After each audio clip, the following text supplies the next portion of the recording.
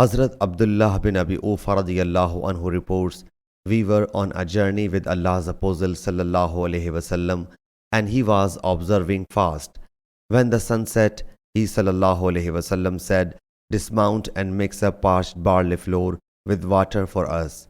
He submitted, O Allah's Apostle sallallahu alaihi wasallam, let the darkness fall.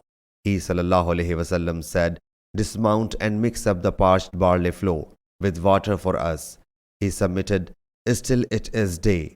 He sallallahu alaihi wasallam said, dismount and mix up the parched barley flour with water for us. He alighted and mixed up the parched barley flour with water.